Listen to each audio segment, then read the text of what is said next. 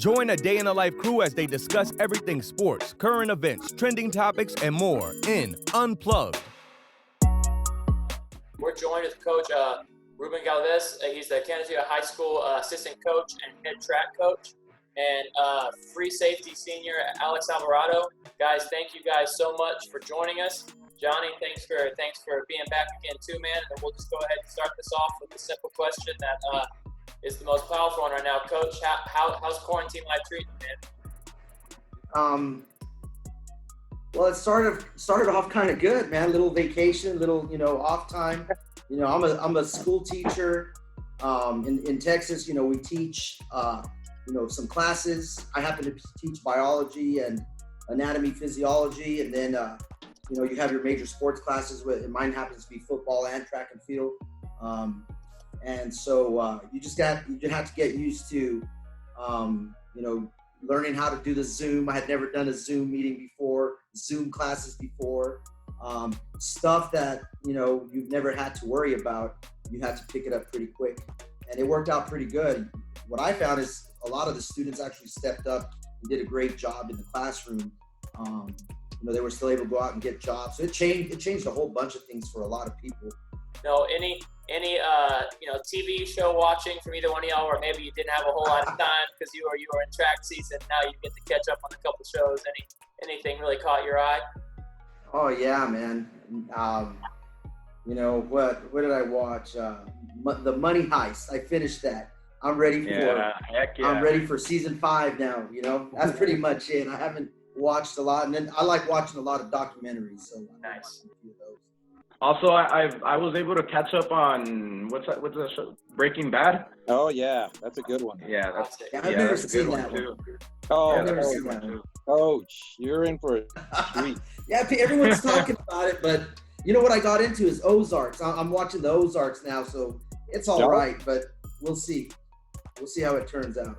So I think one of the more unique things about this situation is, having my brother just graduated with his master's degree, at UTSA, and I know you as a coach and as players right now, you kind of have to deal with this once in a lifetime, hopefully, experience of doing different graduation programs. Like how did graduation work at your high school? Were you guys able to go to anything? What's that been like, seeing some of your seniors that you've probably known for a long time kind of have to, a very unique, maybe not all your teammates getting to say goodbye to them. What are some of your thoughts? What are some of your ideas? Like what is this graduation process, this 2020 class? What are some of y'all's thoughts with all that? So we did not, our seniors did not get to walk, the traditional graduation ceremony. They did not get to do it. Every year our school started something a few years ago, our English teachers did, where the seniors pick a teacher or a couple teachers that have been impactful in their life, and they write letters to the teachers, a senior letter, they frame it. And, at the last 2 weeks of school, sometimes, if you've impressed them enough, you end up getting 5 or 6. But if you've been more impactful, you're going to get 15 or 20 of them or whatever. And so that's one thing we missed. But little by little, I've been getting a few emails from the seniors where they've typed up a letter for me and sent it my way. And that's always touching, because you really never know. You're impacting lives and students and whatnot, but you don't know how much until you read those personal letters just to you and what impact you made on them. So that was kind of tough that they didn't get to walk in a traditional graduation. But we actually did something, and we had to stay in the parking lot. The teachers had to stay in the parking lot while the kids had to wear their masks and walk through the line and graduate. And we were in the parking lot, clapping, honking horns and whatever.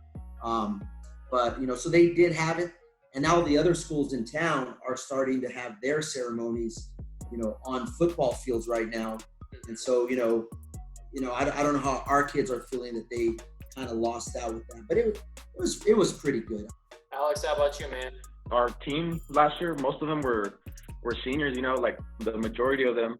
So they were my brothers, I didn't get to really say the proper goodbye to them. This is a loaded question because I know as an educator as well, this is an impossible answer to have, but what are y'all's thoughts on are we going back to school in August? Are your administrations telling you it's going to be a typical traditional 8 to 3:30, or could you guys look more like maybe like our college schedules where it's it's blocked and you're going a couple days a week, and then how would something like that affect those athletic periods? What are you guys hearing on the coaches' side from administration on what the fall is going to look like this year? Well, the cool thing is that we're hearing some things directly from our district, right? But all Texas schools follow the Texas Education Agency, and they send out things, and then our athletics follows UIL. As of right now, we're going to go year-round school, and our district has never done that. As far as football is concerned, I hate to say this, but COVID-19, somehow this pandemic turned into a political issue as well, where it seems like, if you're on one side, you want to go back to work and just resume life as normal. And on the other hand, you want to stay home and whatnot. So, Coach, in 2014, you were part of El Paso history, the only El Paso UIL football team to advance to the Final Four. How was that? Oh, it was great. My oldest son was a senior at the time. He was a little slot receiver, one of the tailbacks.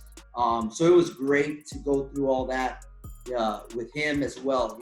And our coaching staff is unique in that we've been together a long time. There's only a few pieces of that puzzle that misses from time to time. We don't have a high turnover rate. And we've been together for a long time. We know each other very well. We really are like family.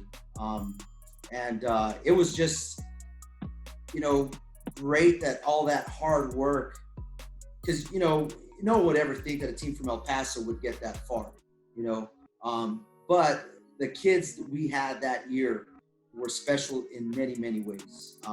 They were good in the classroom. We had almost zero eligibility issues. Great talents. I mean, you talk about, I've been coaching 20 years, and that's probably the most talented team. Not only the most talented, but the smartest team we've had. No offense, Alex, but those guys were good.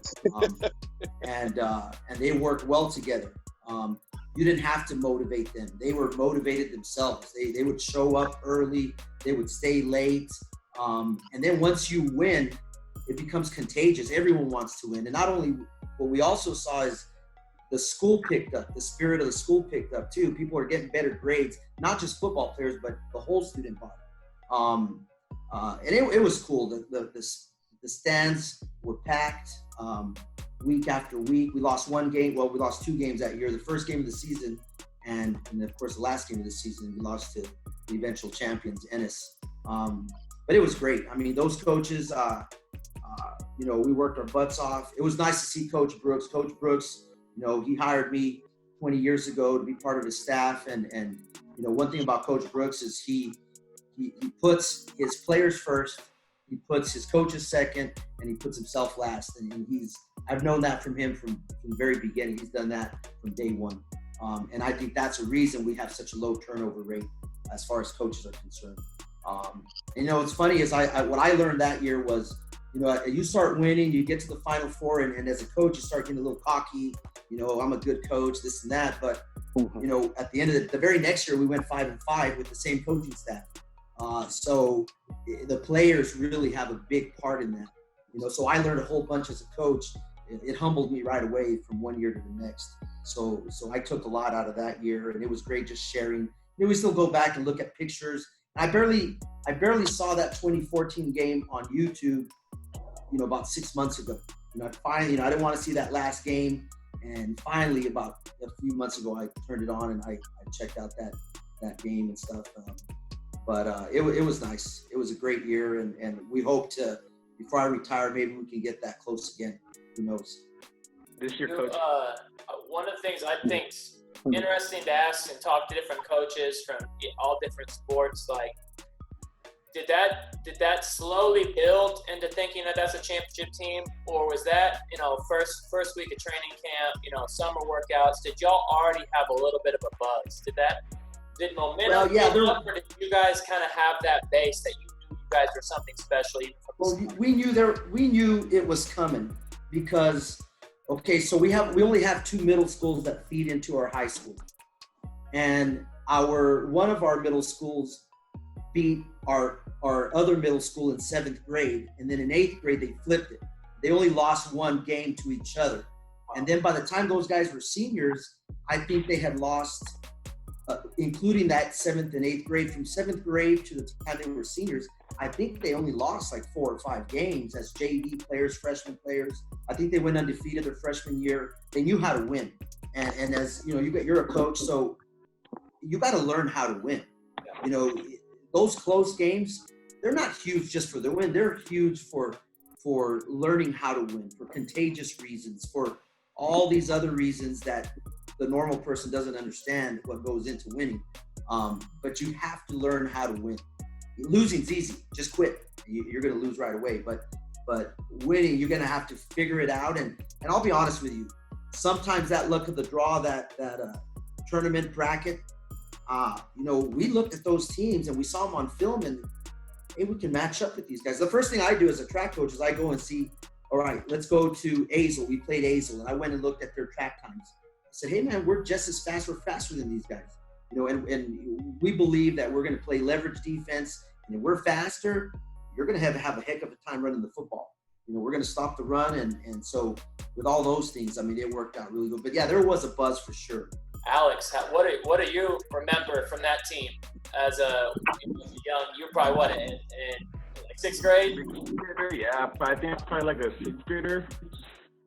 I just remember I would always go to the games. It would always it would be a big crowd. It would always be like a good environment, you know.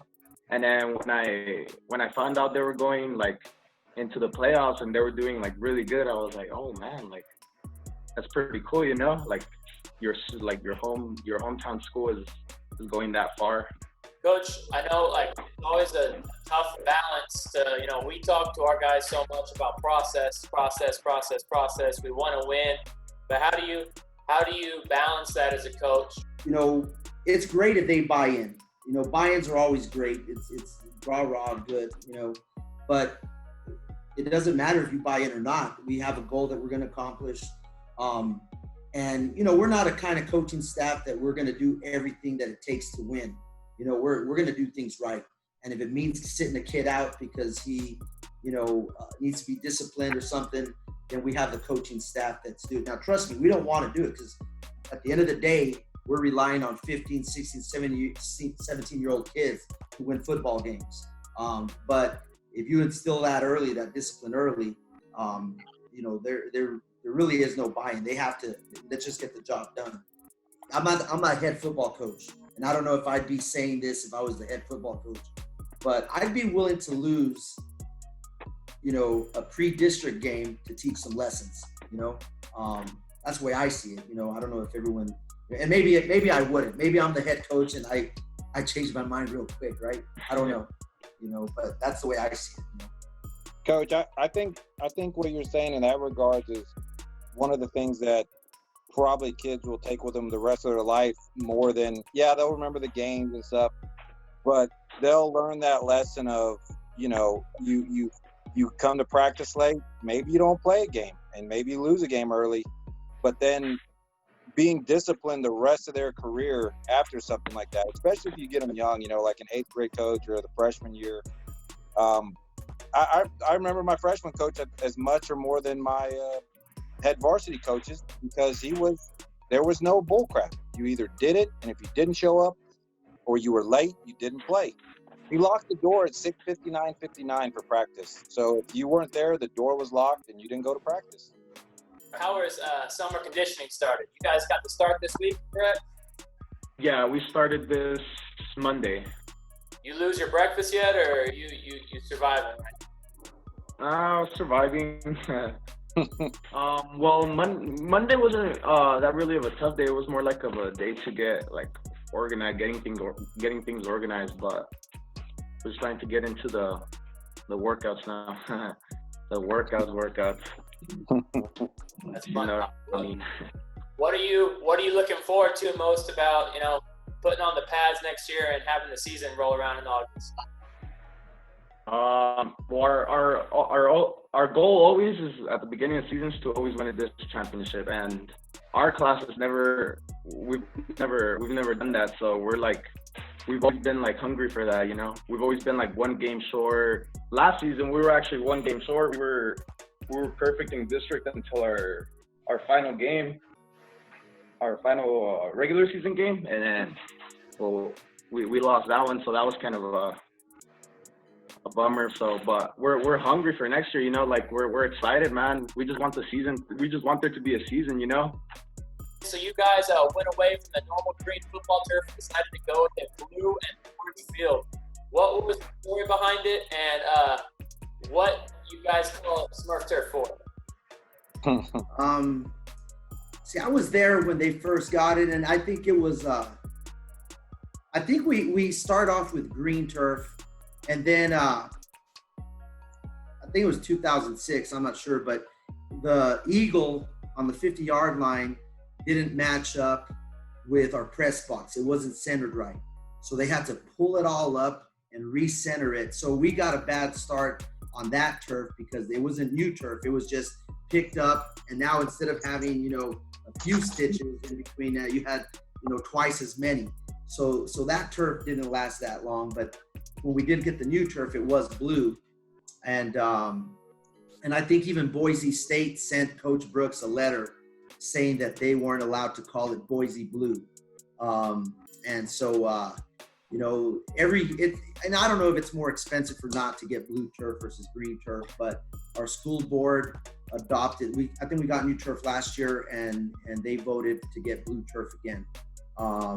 And so it's cool. I think, you know, it's something unique. We're the only school that has blue turf in El Paso, Texas. So it's cool. You know, people come, if they're coming for the first time to our, you know, we have a great facility. Like, you know, when you look at the sunset from the stadium, it looks great, and it just a great venue to play football in. You know, it's very nice.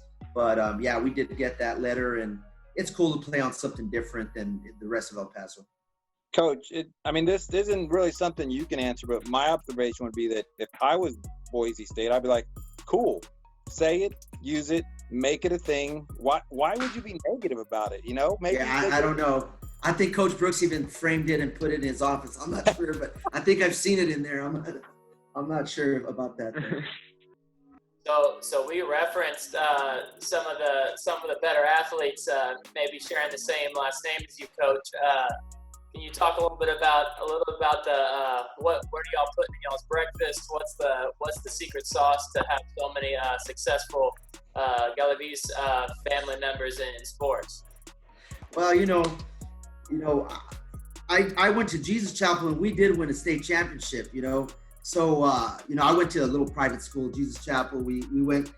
They would not let us play in Texas. So our private school, we met with, or, you know, the guys, the principals or whatever, met with New Mexico, and they allowed us to play in their division back then.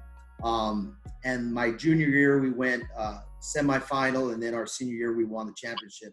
And now that was the last year they let us in. We also beat, by the way, and there's going to be some people that might argue this, but we scrimmaged Fort Hancock that year in '86 when we won in New Mexico, and we beat Fort Hancock. So we would have won Texas 6-man as well, just for the record, right? But anyway, so my coaches, when my boys play football and they make a good play or something, the coaches on our staff, they always put their arms around my boys and say, man, your mom must have been fast. Or, you know, they never give me credit, obviously, right? But yeah, I don't know. I mean, we got blessed with healthy kids, and you know, I guess their dad being a coach, they kind of went in that direction. And you know, one thing I will say that has helped my kids, you know, be successful in high school. I'm the strength coach at our high school. I believe in strength and conditioning. I believe in the weight room. I believe if you want to get faster, that you got to get stronger. I'm a big believer in that. It gives you confidence. It gives you the ability to recover faster. It just so many benefits to that. I just wish more teams would lift weights.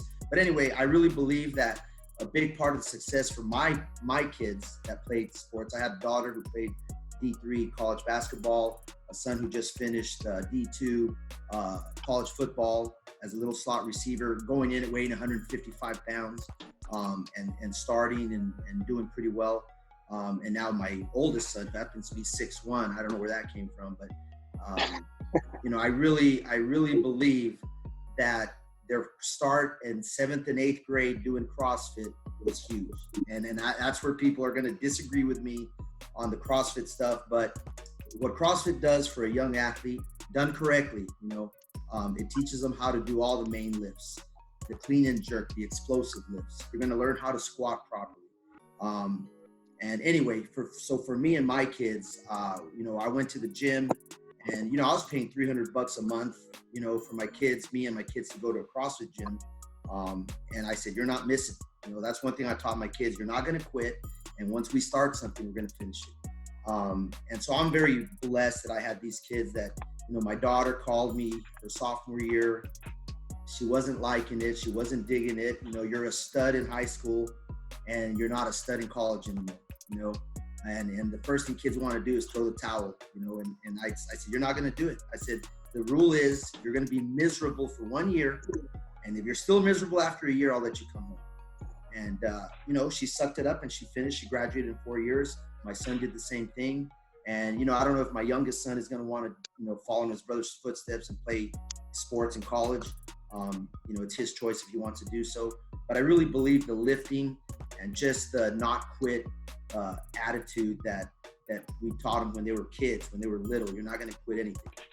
I think those two things were huge as far as that goes, and no secret sauce. I'm sure, they're on their mother's side, maybe they got some good genetics, right? But, so for the most part, they really worked hard, and I think it helps that their dad's a coach, And it's just like sports. Like the weight room, your athletics, like it is a little small microcosm of life. Like if you can get your butt up and get to that weight room and do leg day, you're going to be able to go provide for your family. You're going to be able to do things. And so I think that's a great thing. I think working your butt off in the weight room, it pushed itself to sports, but I also think it helps in life. So I think that's a great call. I think y'all were kind of, I think you were both kind of saying it, but I think a big aspect of it is that yes, you're stronger, bigger, maybe get a little faster, jump higher. But Dustin, it's mental too. Yeah. It makes you more mentally disciplined than that guy that maybe is as strong as you naturally, right? Like he might be just as strong as you just from genetics, but if he's not in there doing that mental toughness aspect of consistency and doing those things, it just develops a different mindset, I think. I mean, Alex, we have to ask you, man, you're the one guy that still matters how much you're in the weight room. We're all trying, but what are your thoughts about the weight room? Are you like, these coaches shut up, the weight room and all that, or what do you think? Nah. Well, I actually had to learn the weight room the hard way. I went into high school. I wasn't really like too big into like weights and stuff. So like I was a little scared at first because like all these big kids are already like lifting, benching like the plate and stuff. So I was like, damn, I'm probably gonna be like one of the weak kids, But going in, I used to hate lifting, man. It was like I just thought it wasn't for me, But like time and time, just like working out here in football, and I learned this from Coach Galaviz. He was always like big on lifting and stuff like that. So, and he's my coach. He's my position coach. So I had to like it, man. I had to like it. My brother, his like sophomore, junior year of high school, was a really skilled basketball player, but not naturally pretty athletic. But that weight room, he went in about 2.5 years of dedication to that. He had a paid time, played at UTSA for 4 years, can jump out of the gym, still looks pretty stringy, but that little bit of, like Johnny said, that strength and that confidence, it was the difference for him, was finding that weight room, getting his strength up a little bit. And it turned some of that skill was able to be shown because he was just strong enough. Well, I think a big part is in the first quarter, everyone's pretty even. It's that fourth quarter. I mean, do you have the legs and the strength to still keep doing what you were doing the first quarter? Don't forget to like and follow us on social media. Subscribe to our YouTube and podcast channels, your favorite athletes, their teams, and more. A day in the life. We got you covered. Until next time, stay safe and be well. Peace.